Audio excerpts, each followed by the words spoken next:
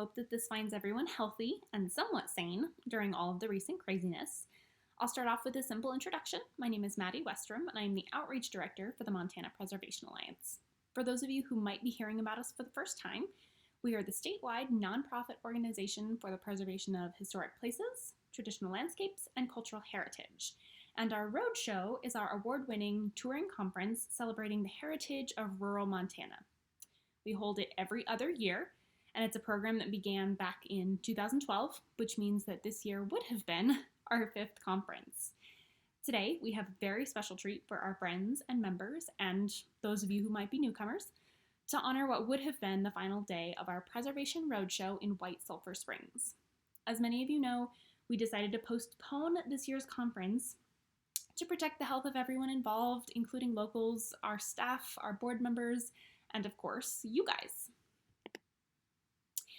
So let's just start off by saying that we are so lucky to have a whole bunch of incredible partners in making this possible between the MPA, Historic Montana Communities, lead partners like the U.S. Forest Service, the National Endowment for the Humanities, the Montana State Historic Preservation Office, which we just call SHPO, Montana State Parks, and the Bureau of Land Management, Humanities Montana, and many of the strong local partners that we were able to bring people to the places where history actually happened. Even though it was the right decision to cancel this year, we've had a really hard time accepting that there would be no major MPA gathering this summer. It's really our favorite time of year, and not being able to see you guys has been super tough. So instead, we translated all of that hard work and hard energy into a more COVID-friendly experience. So again, I'll talk a little bit about our partners. Members will recall that back in 2019, we launched a digital guide entitled The Path Less Traveled, a guide to Montana's hidden rural heritage. This was done in partnership with the U.S. Forest Service Region 1 and the National Endowment for the Humanities. You can see here I've put up a photo of the Forest Service regions. I knew Montana was all Region 1, but I had never seen the rest of the regions and thought it was kind of fascinating. Anyways, this digital roadmap is an extension of our roadshow, and they share a goal of encouraging people to visit some of Montana's lesser known or more difficult to find heritage sites, especially in more rural areas. Initially, the project was designed to celebrate the 50th anniversary of the National Preservation Act back in 2016, but after just falling in love with the project and spending more time to develop it, we published it online in early 2019 with 100 sites, including at least one in every county. This is a project we've always been super passionate about, but in the face of social distancing, we felt it was more important than ever to give Montanans the resources to explore place-based history in a safe way. When our roadshow was officially postponed, we decided to give you guys something of a sneak peek by adding a handful of historic places that we would have been visiting this week to the Path Less Traveled guide. And what I'm here to do today is just walk you through a few of those incredible sites around White Sulphur Springs and Monroe County. So without further ado, let's get going. Kicking things off, I'm going to start with a very, very brief history of town itself. I will give my little warning here early on. This presentation is only going to highlight the major points in every entry. I could go just on and on and on and on about the history of these amazing places, but I want to be respectful of everybody's time, and I wouldn't want to take away your adventure or learning experience.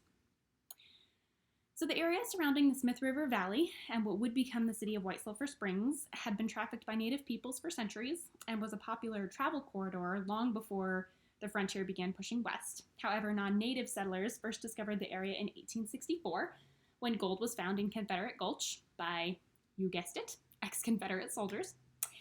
Within 2 years, by 1866, a man named James Scott Brewer had built just a few primitive cabins near the site of the local hot springs and initially called them Brewer Springs. Dr. William Parberry, who is a big name in White Sulphur history and definitely someone you will learn more about while exploring these entries, purchased the first Brewer's cabins and constructed the new Springs Hotel in 1871. At that point, the post office was moved into the building and the town was renamed White Sulphur Springs officially. Dr. Parberry and many others saw the potential of this young town and decided to invest in a variety of different growing industries, primarily mining, logging, ranching, real estate development, and the railroad. Town really boomed from there and quickly became an economic hub in the region, eventually taking Diamond City's place as the county seat. Throughout the 20th century, the community expanded and shrunk in proportion to these industries. The railroad in particular is something that we will be focusing a lot more on next year, but it played a major economic role in development. Because the community has always been in such a rural area, it became hugely significant as a part of the town's socioeconomic makeup initially, but ultimately wasn't carrying enough people to remain an active line. White Sulphur Springs is also home to several famous names, many of which you will probably recognize, the first being John Ringling of the Ringling Circus Brothers, who in 1911 purchased the family home of William Parberry and his wife Matilda after her death the year before. Of the numerous investments he made in town, he's probably most famous for completing the White Sulphur Springs and Yellowstone Park Railway, connecting locals to the nearby town of Dorsey. The community also birthed a rich literary tradition and is home to authors Emanuel Taylor Gordon and Ivan Doig. Gordon was an accomplished artist and musician during the Harlem Renaissance in New York and published the book Born to Be, which in the early part talks about his experience growing up as part of really the only Black family in this rural Montana town. And Doig went on to become one of Montana's best beloved authors after publishing local classics like This House of Sky and Last Bus to Wisdom. His memory still influences the local culture today and brings what you might call literary tourists from kind of all over the place. Today, White Sulphur is a thriving community with a strong connection to their heritage and many architectural remainders of their past. People who have never been to White Sulphur Springs generally know one thing about it. It is the Montana town with a castle. The Byron R. Sherman family home is simply known as the castle to locals and has stood proudly above town for about 130 years. Sherman himself was born in Mariah, New York, to a politically influential American family and set out to make his own name at just 24 years of age. In 1865, he arrived in the Bitterroot Valley, and in less than a decade, he'd established himself enough there to begin investing in more meaningful ways. He arrived in the Smith River Valley in 1872 and became just enormously involved, operating the town's first stage line, growing his wealth kind of more passively as the mining industry grew, and developing a sizable amount of real estate. But his longest lasting impact was definitely the construction of the castle, his family home, in 1890. No expense was spared on the interior or the exterior of this grand castle, as it is known today, and it quickly became one of the community's crowning jewels. After only 11 years in the home, Sherman sold the property to the Donahoe family, who resided there till the late 1950s.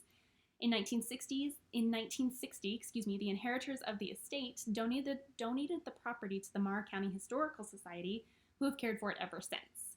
In 1977, the home was placed on the National Register of Historic Places, and with support from the community, the Marr County Historical Society has done just an amazing job of growing their collection and maintaining the house. They're also open for the season as of this week. That would be June 13th, 2020. So if you do decide to get out and visit town, this is a must-see, although it's visible from almost everywhere in town, so it will be a little tricky to miss, honestly. As I mentioned before, the original Marr County seat was a mining town called Diamond City, located northwest of modern-day White Sulphur Springs, and the site we're going to talk about here is definitely one of town's most overlooked historic properties. Locals mostly know this building as the Old Presbyterian Church, but it's actually one of the oldest structures in town. Originally built in Diamond City, this building was first known as the Union League Hall of America, which is why we refer to it as the Union League Hall, even though that was only its title for a little while. In 1868, the Independent Order of Good Templars, a fraternal organization whose focus was primarily to promote abstinence from alcohol and drugs, purchased the building to permanently host their gatherings. Because the Diamond City mining operation was always growing, buildings were consistently being moved or demolished. This culture, as frustrating as it must have been, did end up benefiting the Union League Hall in the long run, because when the Goodfellows decided to move to White Sulphur Springs in 1881, they were familiar with the process of building moving and just decided to take it with them. Unfortunately, that put a ton of strain on the group financially, and by 1884, The hall had fallen into foreclosure and became the responsibility of the landowner, Dr. Parberry, for about 4 years. In 1888, he sold the building to the First Presbyterian Church of White Sulphur Springs, who maintained ownership for 83 years. Since 1971, the building has also been owned by the Marr County Historical Society, who have been working in recent years to develop a long-term stewardship and usage plan. And we've been partnering with them during this process, and it sounds like they have just some great aspirations for this building, so definitely keep this one on your list. Each roadshow in person features a full day of bus tours to deep rural heritage sites or nearby towns. This week, some of you would have been taking the Old Kings Hill Highway north through the Little Belt Mountains, and others would have been riding out toward Harleton. So to give everybody just a little taste of those tours here today, I have selected the 2 sites hereafter, to share with you. We'll start by heading east toward Wheatland County. The Bear family is probably most well known by the residents of Billings today, who might frequent the Alberta Bear Theatre. However, visiting the Charles M. Bear Family Museum in Martinsdale gives a much more complete picture of just the huge impact that the Bear family had on the state of Montana. Martinsdale, by the way, for those of you who aren't familiar with the area, is about a 40-minute drive east of White Sulphur Springs on Highway 12. Charles Bear arrived in Montana in 1883 from Paris, Ohio, and accrued a number of titles during his time here. In 1913, he purchased the John Grant Ranch, which quickly became one of the largest sheep ranches in the world. Before his death in 1943, he packed his resume to the fullest as a railroad conductor, rancher, businessman, and politician. And even though the museum carries his name today, his daughters are really the ones we want to focus on here. Alberta and Marguerite spent most of their youths in Portland, but visited the Martinsdale home as well as Billings during their many holidays as kids. Charles and Mary were both great lovers of art and passed that passion on to their daughters. In fact, Charles Bear was a good friend of famed Montana artist Charlie Russell. And when the 2 young women began traveling as adults, this love inspired them to bring home treasures, for lack of a better word. Over their lifetimes, the Bear family amassed a world-class collection of Western and Native American art, as well as European art and antiques. Seeing that these things would all need a permanent home after they had passed away, the sisters started planning for the home to become a public museum. This became a reality in 1996 and has only grown since then. In 2011, the museum opened a new building south of the original house to maintain and display some of the incredible art collected by the family. Today, the museum allows visitors to see not only the pieces collected by the Bear family, but also provides just a super personal look at the lives they lived. Being on the grounds is a really interesting experience for me, because all of the love and the passion that these 2 women grew up with is still very much a part of this place, and it makes for a really genuine experience every time you visit. So admittedly, I did save my personal favorite for last. I will say that this entry actually includes a huge number of historic sites, but right now I'm just going to focus on a few. This is also a great time to give a shout out to our Forest Service partners. We were lucky enough to take this tour with forest archaeologist and heritage program manager Mark Bodley, who hauled our butts up into the Little Belt Mountains in the middle of winter to show us all of these incredible sites. Each of which is kind of challenging to find if you don't know what you're looking for. So we were grateful to have him. The Old Kings Hill Highway is, in my opinion, one of the most underrated scenic corridors in the state of Montana, and I highly recommend the drive if you're truly looking to get off the beaten track. The program to recognize national scenic byways in the U.S. was established in the early 1990s, and today there are more than 100 scenic routes on this list. The most well-known here in the state is the ever-popular and highly astounding Beartooth Highway near Yellowstone Park. However, at the state level, Montana has its own list of incredible byways, one of which is this 71-mile stretch of road between White Sulphur and Belt. As I mentioned briefly, this area was heavily trafficked by native tribes long before settlers came to the area, and this is one of the paths that they took to cross the Little Belt Mountains. It was originally. Between 1850 and 1870, mining communities started cropping up, many of which you might recognize. The list includes Nyhart, Monarch, Hughesville, and Baker. But those are different entries, and I am sticking for my timeline for today. So the railroad was the primary method of transportation through these hills for many years and created the first formal outline of the route that remains today. However, in the 1940s, the primitive road that had originally been laid was seriously improved, and the train tracks were mostly abandoned. In some places along the Kings Hill Highway, you can actually see portions of the railroad tracks, the old highway, and the modern highway all intersect, which was an idea that was kind of underwhelming to me when it was first explained by our Forest Service friends, but it's actually so cool to see all of those paths in person. This can best be seen near the summit of Kings Hill Pass, which is a breathtaking 7,400 feet in elevation. This is also home to Showdown, Montana, which was originally called the Kings Hill Ski Area and is the oldest continually operating ski hill in the state, having opened in 1936. Just beyond the ski hill, kind of at the very top, travelers can pull off the side of the road and see a 1930s Civilian Conservation Corps log cabin, which is still maintained by the Forest Service and can be rented year-round. For hikers, like myself, looking for a big challenge, you can also venture further off the beaten path to the Porphyry Peak Lookout Tower. The original structure was built in 1933, but was replaced in 1960.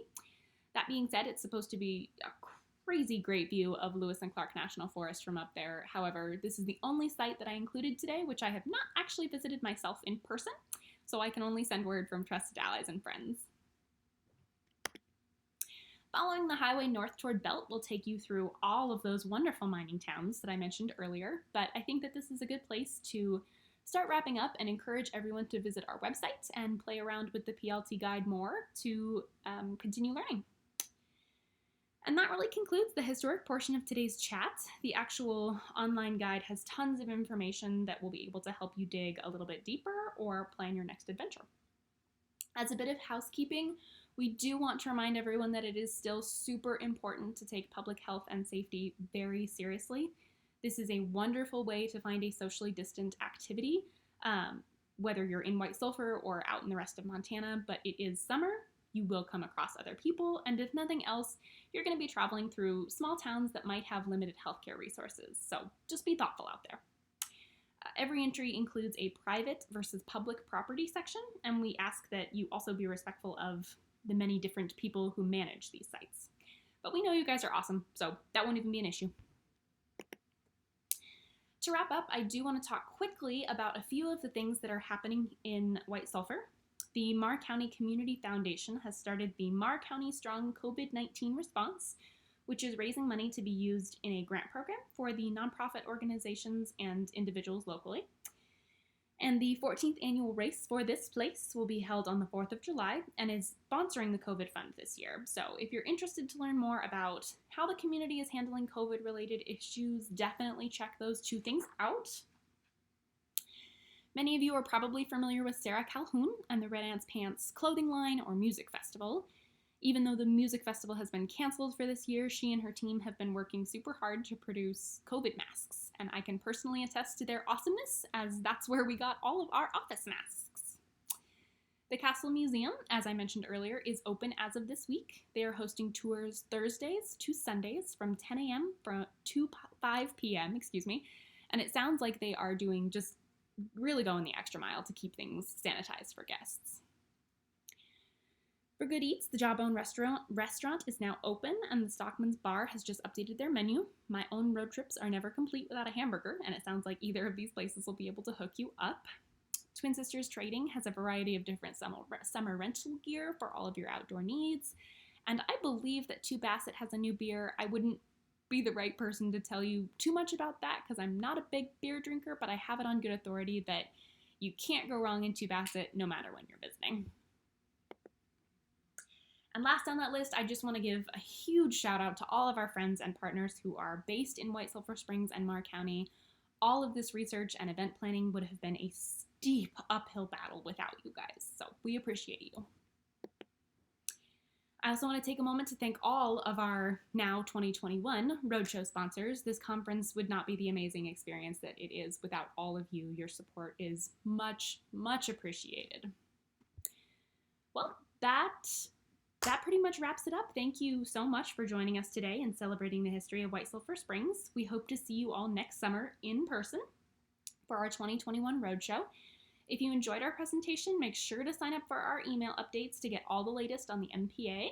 Or if you're already a member, please, please, please help us spread the word by sending this along to friends or family that you think might just enjoy a dose of historic Montana in their inbox every once in a while. That's all for today. Once again, I am Maddie Western for the Montana Preservation Alliance, and I look forward to chatting with you all again soon.